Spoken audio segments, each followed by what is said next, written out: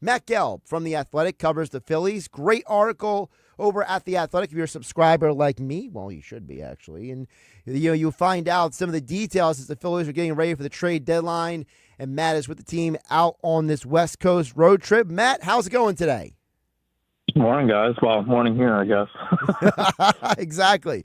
So talk to me real quick about, because before we get to the particulars of the road trip, the article you wrote at The Athletic with all the details, I thought one of the points that you made, I wanted to get your clarity on it, because you talked about how the Phillies in past years have been, you want to call it reticent, apprehensive, like they've not wanted to trade some of these prospects, and now they're getting to the point where it seems like, based on yours and others reporting, is that they're saying, you know what, we're going to have to trade some of these guys if we're serious about winning. Is that a fair interpretation of what your reporting is?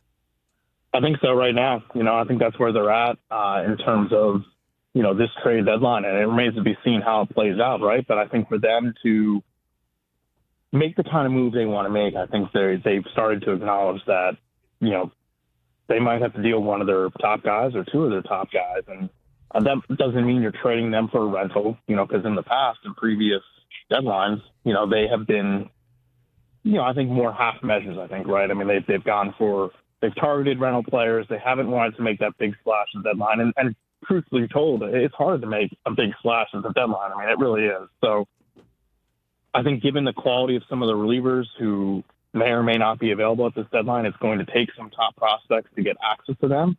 I think for them, it's hard to do a deadline every year where you're trading away, sort of decent prospects to get a rental, and you're doing that now like every summer. I think that's something that, honestly, that they feel like that they probably can't keep doing. So if you can make a move now that helps you in 2025 and then also helps you in 26 and 27 possibly, that's something they're going to consider. And I think it's an important delineation, Matt, because you mentioned, like last year, Austin Hayes, right? He was here and then he was gone. Guys like Estevez. Whereas now, in order to get those controllable guys, we've heard names like Clase. We've heard guys like Duran and the Red Sox. We've heard names like Mason Miller. I feel like every single year, it's going to take a higher caliber of prospect to get them. Yeah, 100%. And the two teams I would focus on right now, if you're a Phillies fan, watching them from afar and seeing, how they perform and, whether they become true sellers, are Cleveland and Minnesota. And Minnesota specifically, I think, with Yohan Duran, their fireball closer, and Griffin Jacks, who honestly, like, you'll look at the numbers, you'll see the ERA and be like, oh, it's like 4. Well, why do they want this guy so much? But I'm telling you, teams across the sport, I think that Griffin Jacks is a stud, and he has got the swing and miss kind of stuff that the Phillies really need. And truly, that's what this is about. I mean, you can make it about whoever you want it to be. I mean, they need to acquire more swing and miss stuff for their bullpen, and they know that.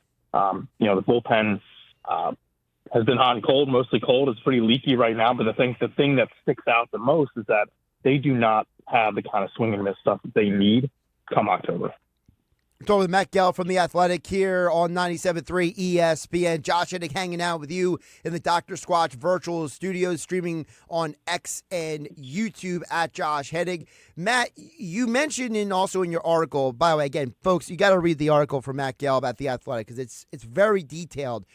You made the comment about the Phillies realize that they've made some missteps, miscues. I want to call them mistakes because it's hard to know all the nuance of this stuff. But, Dave Dombrowski publicly, Matt, has been very vocal about how, remember last year was, we have plenty of all-stars. And then this offseason was, we tried to bring back Jeff Hoffman. So he's publicly said that they're trying to do X, Y, Z.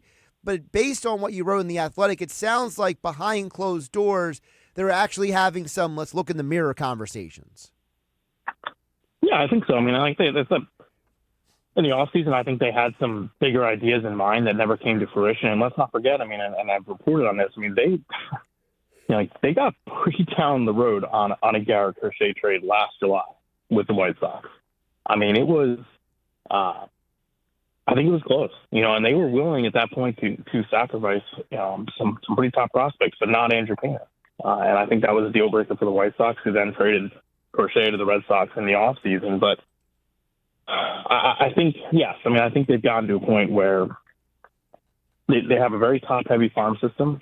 I think they're, 4 or 5 prospects at the top who, to varying degrees, that other clubs really like, that can get them a good player. The question is, do you want to cash them in for a reliever, for example, like Aiden Miller, a shortstop, a first-round pick, who's a consensus top 50 prospect in baseball? Is that what you want to use him for? I mean, do you want to use him to get you a reliever? And now, this is sort of the internal debate I think that they're going to have over the next 3 weeks is like, let's look across the league, right? I mean, there's not a dominant team. There are some good teams. I don't know that you can say there is a great team in Major League Baseball this year. And when you look at the Phillies as currently constructed, they have an incredible rotation. And to me, that's a difference maker. It sets them aside from many other clubs, and it is a compelling reason for them to maybe be a little more aggressive at this deadline. And I think this is the kind of debate and the way they're leaning. Now, that said, if they want to trade top prospects, they still got to compete with other teams to get these guys. These relievers are going to be coveted and highly sought by just about every contender in baseball. So, there's going to be some competition for these guys. And I think that's where the which prospect really becomes under the spotlight, right, Matt? It's the idea that, we've heard a lot of baseball people who are much smarter than me, Matt, who have said that Andrew Painter is a Paul Skeens caliber type of prospect. Like, is that a guy that you would even consider trading? Is there potentially a trade out there for that guy? I think that's kind of like at least the line of like, how do you cross that line when it comes to guys like Painter, guys like Aiden Miller to make these trades? I think to me, that is I think that's the thing that would keep me up at night if I was the general manager of the Phillies. I agree. And I think Painter is in his own category, honestly. Like, he was not available last July, in a Crochet trade. And to me, there's not going to be a player on the market this July that is of Crochet's caliber. So teams that have talked to the Phillies have come away believing that Painter is not on the table, period. Now, other guys, they believe, are more on the table than they were before, but that's to varying degrees. Again, like these better prospects, they're not available for a rental, right? So I think the Phillies have become more realistic about, how aggressive they should be. Again, whether they're able to pull it off, I think that's going to be the real trick here, and how willing are they to trade some of these guys. But to me, Painter, I think it remains a guy who will not be traded. A couple more from Matt Gelb from The Athletic before we let him go here on 97.3 ESPN. Hanging with Hennig here live on the X and YouTube streams thanks to Dr. Squatch Virtual Studios. Matt, you're with the team on this road trip right now. Obviously, this has been an inconsistent offense throughout the year, and it feels like every time they have like a big game, right, they kind of like come back down to earth the next game. When you talk to the players, is there a sense of like frustration with some of this, or is there a little bit more of a, hey, it's a long season, we'll figure it out? No, I think there's real frustration specifically about the fact that they feel like they've squandered some really good pitching performances, and I think Friday night's game was like the perfect example because we, during the stretch of, just like so play, they haven't gotten blown out a lot. I mean, they've been in a lot of tight games, and really it's like 1 or 2 at bats here or there, and they probably have 3 or 4 more wins. And so I think that's the frustration. They're past the point now where it's like, like this will be fine. I think that they have a good team. I think that they definitely could be better with runners in the scoring position. They had 2 chances in Friday night's game with the bases loaded, that they really squandered. And specifically in the 8th inning there, Castellanos is up with 1 out and the bases loaded. Can't get the run in. Then Max Kepler can't get it in with 2 outs. And so, yeah, I can definitely sense some frustration, but I also think that it's a difference between frustration and panic. And I can tell you that there is certainly not a panic. They're in first place. They know they have a good team. I think there's a lot of frustration about the pitching that they've really wasted here. I know you talked to the guys last night. There were guys who expressed, annoyance, whatever. I took it as annoyance that, basically a guy like Mizorowski gets into the All-Star game instead of guys like Christopher Sanchez and Ranger Suarez. I got to think, Matt, it's not just the Phillies players who are kind of looking around baseball and being like, what are we doing? Because, the All-Star game, that's a major accomplishment. Like, when you vote for the Hall of Fame, for example, what do people do? They look at how many times you were an All-Star. And now, you have guys like Mizorowski, who's only pitched, 5 games, getting into the All-Star game. And it seemed like, based on your reporting, that players in the locker room are not thrilled. No, and I think it comes back to, like, the central debate that we've always had about the All-Star game is, what do we want it to be? Is the All-Star game supposed to be the way to acknowledge, the best players in the first half? Or is it an exhibition where you want to see, the most interesting guys or, the guys who are available to play in the game? So, yeah, I mean, I think there was a lot of anger in the Phillies clubhouse. And, both Sanchez and Suarez, the league says, were offered the opportunity to be All-Stars and declined. And I think that the Phillies clubhouse, this only makes it worse, basically, because the league is saying that you are an All-Star. You are worthy enough to be an All-Star, but you're only an All-Star if you tell us you can pitch an inning in the game. And I think that's where guys are frustrated, because you're right. I mean, it is a legacy thing where, when a guy retires, he says, oh, he was a 6-time All-Star. That's usually how, people and media people like me and fans, acknowledge a guy. Like that's part of his resume. That's forever. And so I don't think there's any disputing that Sanchez and Suarez are All-Star caliber players, that they had All-Star type first halves. I think the frustration in the clubhouse is that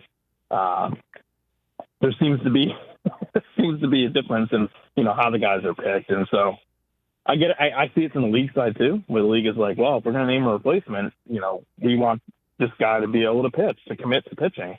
I can see it from Christopher Sanchez's side, who's saying, well, I'm pitching Sunday, and you're telling me I can be an All-Star if I agree to pitch an inning 2 days after my start. I'm not going to do that. Like, I want to prioritize my team. I don't want to put myself at risk. So there's some competing factors here, and I think there's a lot of frustration because in a lot of the Phillies players' minds, those guys should be named All-Stars and be allowed to have that honor and then be replaced.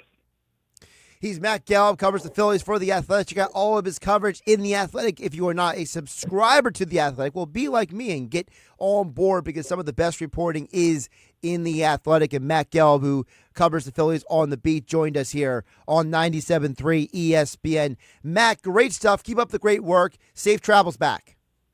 Thanks, man.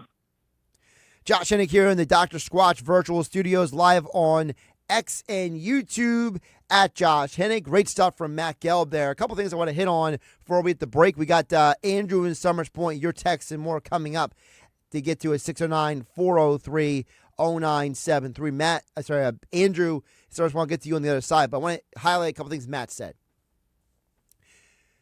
And we'll get to the All-Star stuff more a little bit later, because I have a lot to say about that.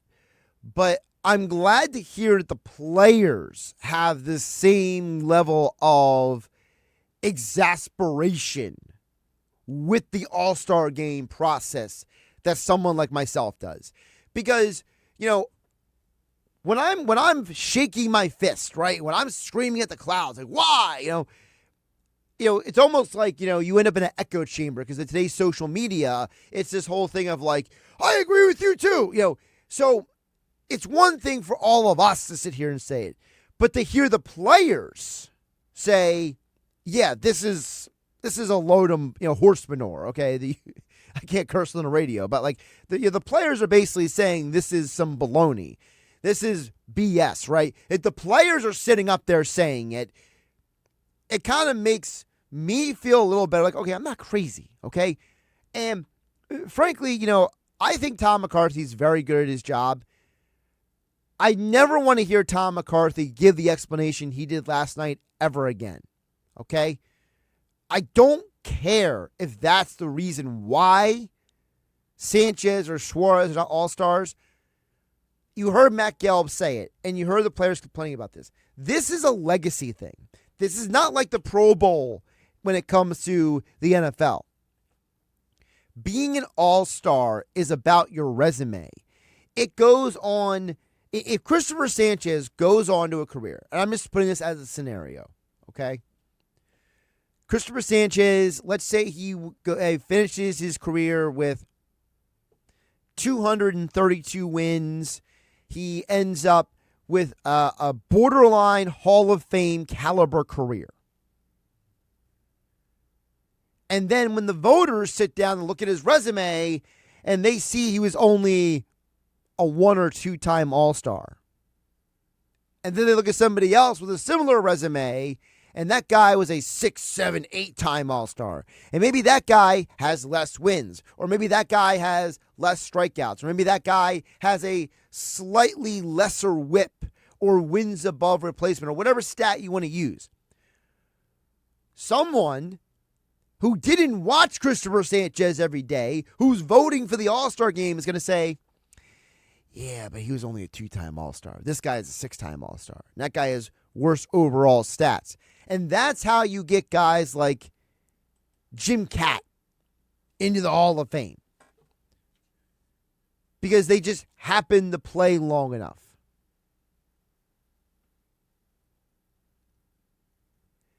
I hate this entire concept that, well, you can't pitch in the All-Star game, so you shouldn't be there. Well, then fine. You could have still brought Mizikowski to the All-Star game to pitch, but still brought Sanchez too and been like, look, we're going to name you an All-Star. We know you can't pitch, but we're going to recognize that you are one of the best pitchers in baseball this year. And your stats are better this year than when you were an All-Star last year. It's not that hard, folks. Look, you're already giving an All-Star spot to every stinking team on the planet. I don't need every player on every team to have a player for every team to be an All-Star. But baseball says so. So if you're already diluting the All-Star pool by guaranteeing that the Rockies and the Marlins and the White Sox and every team gets an All-Star, you have already devalued that title. So even though fans and writers, as Matt Gelb from The Athletic pointed out, that we value it and the players value it, baseball has already devalued it. So why not say, Mizikowski, you're on the roster because you're pitching. Sanchez, you're on the roster even though you can't pitch because you deserve the recognition. And the fact that a guy like David Peterson, who has a worse ERA, a worse whip, a worse strikeouts to walk ratio, a worse strikeouts to inning ratio, a worse almost everything compared to Christopher Sanchez, gets into the All-Star game because he's available to pitch. That is a massive, stinking pile of horse manure.